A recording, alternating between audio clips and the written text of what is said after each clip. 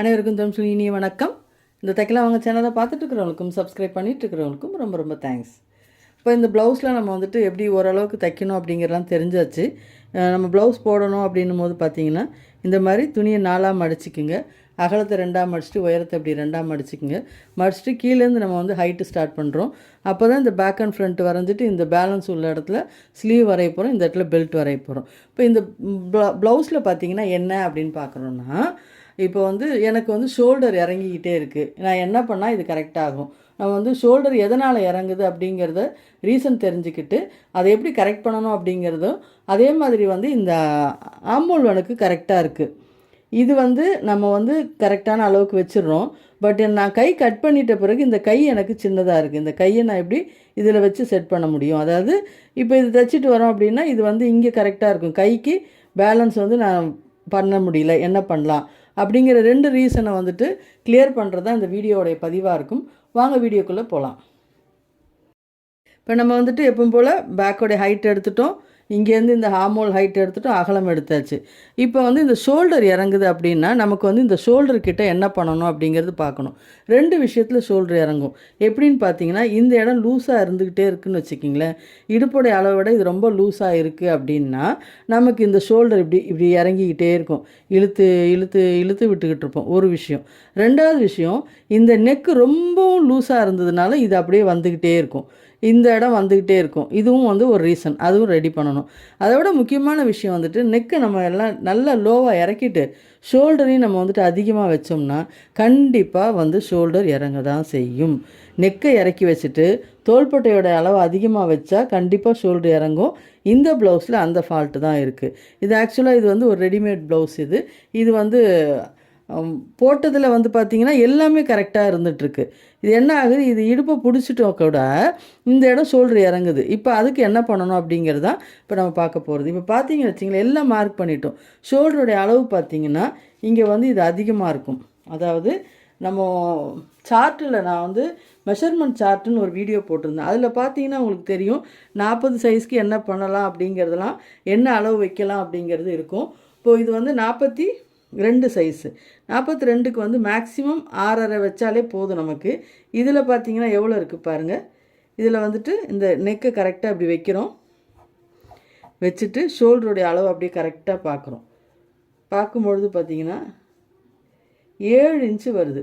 So இந்த 7 inch தான் வந்துட்டு இந்த ஷோல்டரோட இறங்கிறதுக்கு காரணமாக இருக்கும்.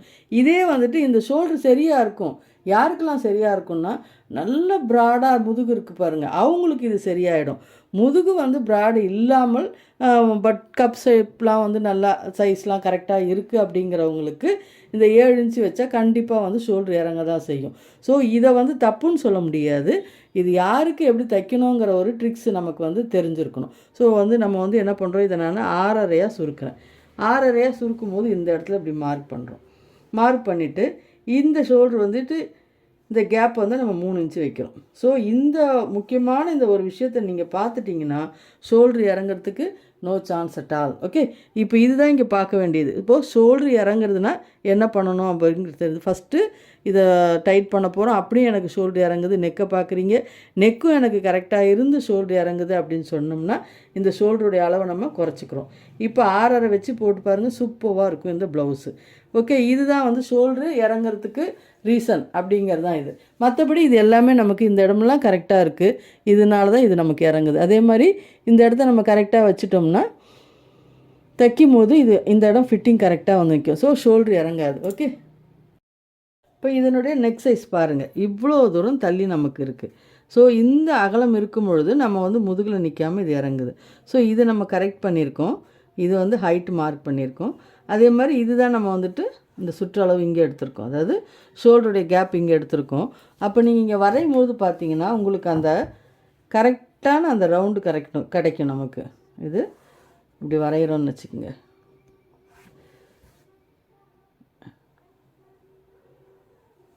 ஓகே, அப்போ உங்களுக்கு வந்துட்டு அந்த நெக்கோடைய ஷேப்பிங் கரெக்டாக இருக்கும். இந்த இடத்துல வந்துட்டு இது மூவ் ஆகாமல் இருக்கும். ஸோ ஒரு டவுட்டு கிளியர் ஆகிடுது.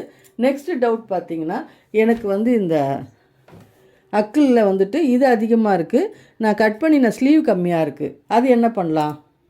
இது மாதிரி தான் இந்த ப்ளவுஸ் பார்க்குறோம். இந்த இடம் வந்து நான் கட் பண்ணிட்டேன், இதையும் கட் பண்ணி கொடுத்துட்டாங்க.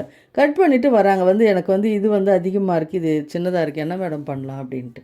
ஒன்றும் வேண்டாம், நம்ம ரொம்ப யோசிக்கவோ இல்லை பயப்படவோ வேண்டாம். எல்லாத்துக்குமே ஒரு ரெமடி உண்டு. ஓகே, இப்போ இதில் பார்த்தீங்கன்னா அவங்க வந்து அந்த அளவு ப்ளவுஸ் வச்சு கட் பண்ணியிருக்காங்க. இவ்வளோ தான் வருது. ஸோ இந்த இடம் நமக்கு குறையுது. இது ஆக்சுவலாக வந்து நம்ம அளவு வரையும் போதே நான் சொல்லியிருக்கேன், இந்த அகலம் வந்துட்டு இங்கே எக்ஸ்ட்ரா வைக்கணுங்கிறது. அதை வந்து அவங்க மறந்துட்டாங்க. ஸோ பரவாயில்ல, மிஸ்டேக் வந்து வரதில் தப்பு இல்லை. அதை எப்படி வந்து ரெடி பண்ணணும் அப்படிங்கிறதையும் நம்ம தெரிஞ்சுக்கணும். ஸோ இதை பார்த்து தான் அவங்க பயந்துட்டாங்க, ஐயோ நமக்கு இது கை சின்னதாகிடுச்சு, இது எப்படி இதை அட்டாச் பண்ண போகிறோம் அப்படிங்கிறது. ஸோ கையில் வந்து சின்னதாக வந்து ஒரு ஜாயிண்ட் அது கொடுக்க போகிறோம். ஜாயிண்ட் வந்து கொடுக்கறது பார்த்திங்கன்னா எப்படி வேணாலும் கொடுத்துடக்கூடாது, அதுக்குன்னு ஒரு ப்ரொசீஜர் இருக்குது. இப்போ வந்துட்டு சும்மா அப்படி ஸ்ட்ரெயிட்டு ஒரு பீஸ் எடுத்து ஒட்டு கொடுத்து அந்த மாதிரிலாம் தைக்க வேண்டாம். இப்போ இதில் இருக்குது நமக்கு எவ்வளோ குறையுது அப்படின்னு பார்த்தீங்கன்னா ஒரு 1.5 இன்ச்சஸ் தான் குறையும். ஏன்னா தையலுக்கும் சேர்த்து நான் வச்சுருக்கேன். ஸோ 1.5 இன்ச்சஸ் குறையுது அப்படின்னும் பொழுது இந்த ஒரு கிளாத் எடுத்துருக்கோம். எடுத்துகிட்டு இது கட் பண்ணிவிட்டு இது எப்படி அட்டாச் பண்ணணும் அப்படிங்கிறத இப்போ பார்க்க போகிறோம். இது எப்படி கட் பண்ணுறோம் அப்படின்னு பார்த்தீங்கன்னா, இப்போ இந்த கிளாத் இருக்குது, ஒரு சின்னதாக ஒரு கிளாத் எடுக்கிறேன். இதை நான் இப்படி கிராஸாக மடிச்சுக்கிறோம். மடிக்கும் போது பார்த்திங்கன்னா இந்த அளவுக்கு வருது. ஸோ இந்த இடத்துல நம்ம சின்னதாக ஒரு ஜாயிண்ட்டு கொடுக்குறோம். இந்த ஜாயிண்ட் வந்து எப்படி வேணாலும் கொடுக்கக்கூடாது, அதுக்குன்னு ஒரு ப்ரொசீஜர் இருக்குது. அதாவது இப்படி வரும், 2 கைக்கு சேர்த்தா மாதிரி இந்த மாதிரி கிராஸில் இருக்கணும். அப்போ தான் வந்து இது வந்து ஜாயின் பண்ணும்போது நமக்கு கரெக்டாக இருக்கும். அது எப்படிங்கிறத பாருங்கள். இப்போ இந்த மாதிரி கிராஸாக ஒரு துணி கட் பண்ணியாச்சு. பண்ணிவிட்டு இந்த கரைப்பகுதி வேண்டாம், எடுத்துடுறோம். அப்போ இதுதான் நமக்கு ஜாயின் பண்ணணும். இப்படி இருக்கணும் ஜாயிண்ட். அதாவது எப்படின்னா, இப்போ ஒரு ப்ளவுஸ்லாம் தைக்கிறோம் அப்படின்னா ஸ்ட்ரெயிட்டாக ஜாயின் பண்ணுறதுலாம் இருந்தது. இது மாதிரி ஜாயின் பண்ணுவாங்க. அதாவது ஸ்லீவ் தனியாக இது தனியாக அட்டாச் பண்ணிட்டு அதுக்கப்புறம் இந்த ரொட்டி இது பண்ணது ரவுண்டாக அப்படியே போட்டு தைக்கிறது, இது ஒரு விதம். இப்போ இதில் பார்த்தீங்கன்னா இது ஜாயிண்ட் எப்படி பண்ணுறோம் அப்படின்னு பார்த்தீங்கன்னா, இதை நான் இப்படி கட் பண்ணிக்கிறேன். இது வந்து 2 ஸ்லீவுக்கு எடுத்திருக்கேன். ஆச்சா, இப்படி எடுத்துட்டதும் இதை இப்படி கட் பண்ணி எடுக்கிறோம்.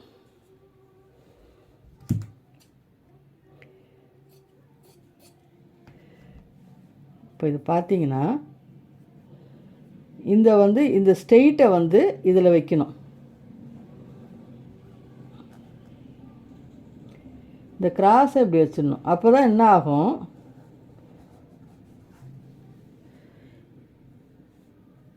இங்கேருந்து இந்த கிராஸ் கட் பண்ணிட்டோன்னா நம்ம ஜாயின் பண்ணுறதே தெரியாது, அழகாக நிற்கும். இப்போ ஓகே, இப்போ இது வந்து 2 கைக்கு இது யூஸ் ஆகிடும். இப்போ இது வந்து 2 பக்கமும் நம்ம வச்சிட்டோம்னா இது வந்து வச்சு பாருங்கள் கரெக்டாக இருக்கும். இங்கேருந்து இது வந்து ஷோல்டருக்கு ஒரு 1/4 இன்ச்சு நம்ம விட்டுருவோம்.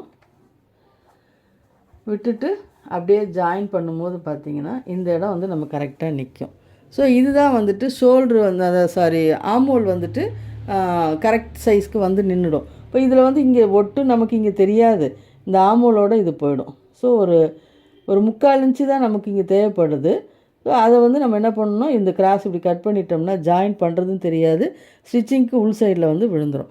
ஸோ இதுதான் வந்து நமக்கு ஆர்ம்ஹோல் பெருசாக இருக்குது, எனக்கு வந்துட்டு கை ஏறலை அப்படின்னாலும் இது உங்களுக்கு செட் ஆகிடும். ஓகே, இதுதான் நம்ம வந்துட்டு ஜாயின் பண்ணுற ஒரு மெத்தடு. ஸோ அக்கிள் பெருசாக இருக்குது, நம்ம இதை என்ன பண்ணணும்னு பயம் வேண்டாம். ஸோ இது மாதிரி சிம்பிளாக ஒரு விஷயத்தை நம்ம தெரிஞ்சுக்கும் போது உங்களால் கான்ஃபிடெண்ட்டாக தைக்க முடியும். இன்னும் இந்த மாதிரி நிறைய டவுட்ஸ் இருந்தால் நம்மளோட சேனலில் வந்துட்டு அதை வந்து கிளியர் பண்ணி சொல்லுவோம். உங்களுக்கு எதாவது டவுட் இருக்கா, இல்லை இந்த டவுட் உங்களுக்கு இந்த மாதிரி ஒரு மிஸ்டேக் இருந்து அதை நான் வந்து எப்படி ரெடி பண்ணியிருக்கேன் அப்படிங்கிறதையும் கமெண்ட்டில் சொல்லுங்கள். இந்த தைக்கலாம் வாங்க சேனலை லைக் பண்ணுங்கள், ஷேர் பண்ணி விடுங்க, சப்ஸ்கிரைபும் பண்ணுங்கள். நல்லதை நினைப்போம், நல்லதை மட்டுமே நினைப்போம். நன்றி.